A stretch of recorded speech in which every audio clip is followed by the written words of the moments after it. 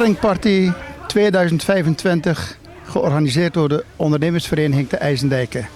Ik sta hier naast de voorzitter, Odile. Odile, het is al een lange traditie. Waarom doe je zo'n haringparty? Ik denk voor het gezellig samen zijn en het zorgen dat het goede doel uit het dorp een mooie bijdrage krijgt. Ik denk dat het belangrijkste is. Twee aspecten, gezelligheid en een goed doel vanuit het dorp zelf. Ik kan me herinneren, vorig jaar was het 80 jaar, Stichting IJsendijke bevrijd. Naar aanleiding van 80 jaar bevrijding. Wat is het dit jaar? Dit jaar is het de scouting. Het dak moet vernieuwd worden. En dat is een flinke kostenpost.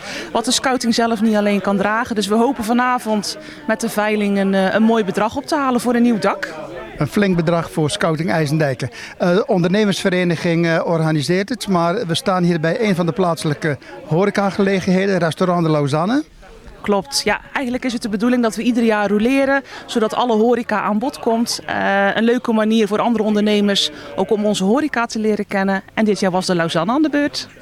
Dus elke horecaondernemer, zoveel zijn het er niet meer in IJsendijke overigens, maar elke horecaondernemer komt aan de beurt. En op die manier probeer je ook de eigen leden waarschijnlijk een beetje te stimuleren. Zeker, ja.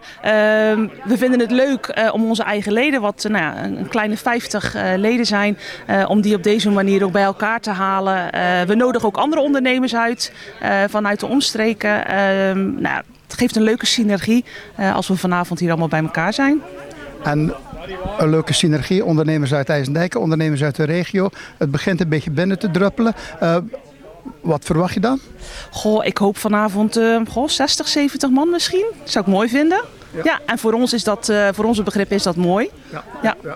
We zijn natuurlijk een klein dorp, kleine regio natuurlijk. Hè. We moeten niet denken aan een haringparty in Rotterdam bijvoorbeeld. Nee, absoluut niet. En dat is ook niet wat bij ons past. Nee. Gewoon leuk, kleinschalig. Ons kent ons. Bijpraten, nieuwe mensen leren kennen en daar vooral. Ja. En als je zegt ons kent ons, bijpraten, nieuwe mensen leren kennen, dan is dat niet om 8:30 afgelopen waarschijnlijk. Nee, IJsendijkse begrippen, nee.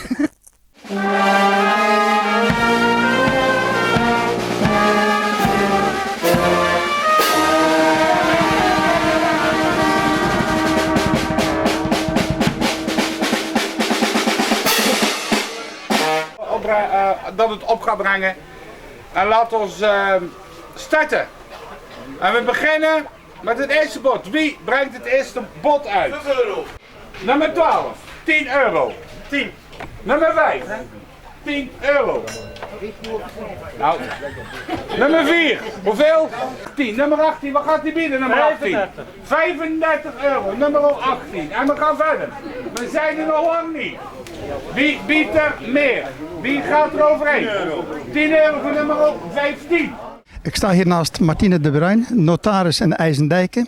Jij gaat straks de klap met de hamer geven als het bieden voorbij is.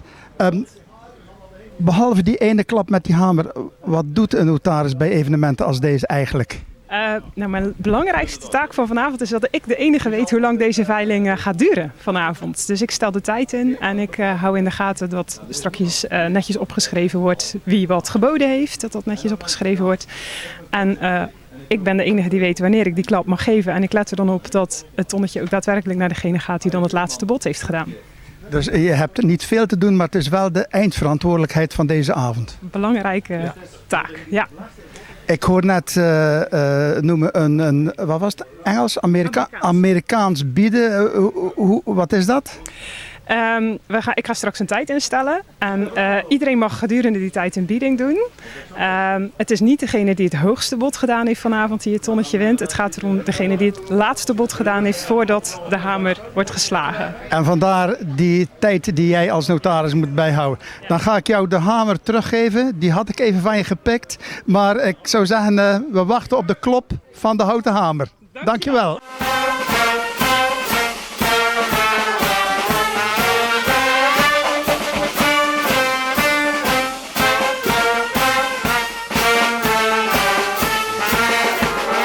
Ik sta hier naast Sjoerd van de Winkel, voorzitter van Scouting IJsendijke, de Sint-Paulustroep. En naast Marco de Reu, de hopman van de Sint-Paulustroep.